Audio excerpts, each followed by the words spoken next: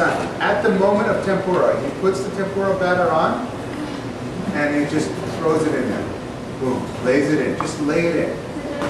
Turn off. Yes. Yeah. You're using vegetable oils. Like in some tempura, like there are special, like in Japanese cooking, there are things that are, what I love about Japanese cooking is the gap between haute cuisine and home cooking is not that, it's a function of degree of technique, but you're doing the same thing. So in like a very fine tempura restaurant, they'll use like a mixture of, sometimes sesame oil that's not been roasted. You can mix oils too, but all-purpose vegetable oil is good. Now, you just saw what Abe-san, okay, he's going to do it again. He's going to put the tempura in. It's kind of like, and then, yep, and you'll see it. Okay, beautiful. Just kind of like laying it and let it. Nice. Oh yeah.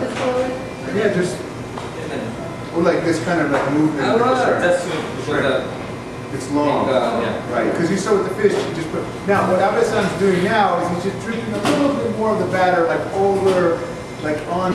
Beautiful. How long Abe-san usually set it with here? About maybe 1 minute. 1 minute. That is not long. Not long at all. No, because you see, he's using like, that's why you want to be careful with your temperature. You're not like throwing it into super hot oil, so you want to be careful about that. And then it's done, and then Abe-san pulls it out. Okay, head is just the head, right? Not tempura batter. The head you just kind of flour and you stick the head in. But that's a really good question. You need additional flour for the coating, and the proportions are for making that tempura batter. I would stick with the proportions, and you saw what Abe-san did. Keep it cold. Like if you're making the egg and the water mixture and you're not using it for a little while, stick it in the fridge. The cold helps with this. Hey. So jealous. Anyway. Yes? Yep, absolutely. Well, green tea salt you buy.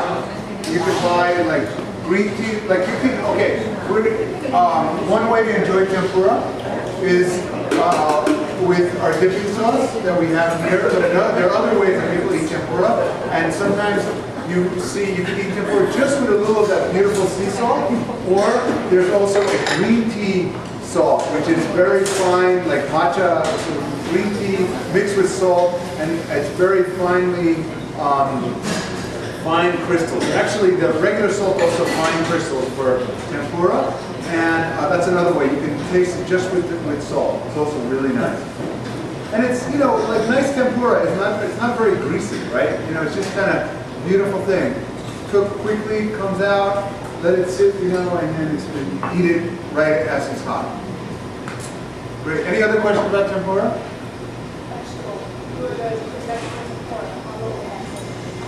I'll ask Abe-san about the questions. Just remember with the vegetables, you can use eggplant, you could take like kabocha, like Japanese pumpkin, sweet potato. Oh, it's good. And just like thin slices.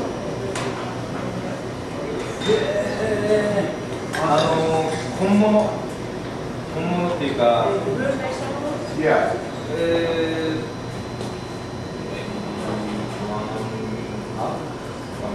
1.5 minutes. Because remember, you're thinly slicing these guys, and yeah, a minute and a half, taste it, see how your heat is. Over 20 pounds. Right, okay, yes, you can do like oba, which are shiso leaves, and you can just do that, and that's just 20 seconds, that's a thin leaf, and that's really beautiful. Or like, you can try other herbs, or you can do like with slices of eggplant, about a minute and a half. Prepare the vegetables and fry or No. But the thing about, I'd say, cooking in general, and then Japanese cooking especially, is that what you see is get everything prepped. Like if you're going to do tempura, you're cooking tempura, so you don't want to be slicing vegetables while you're trying to cook tempura. So prep out what you're going to do, get your vegetable slice, your shrimp, fish, and then go to town. And impress it.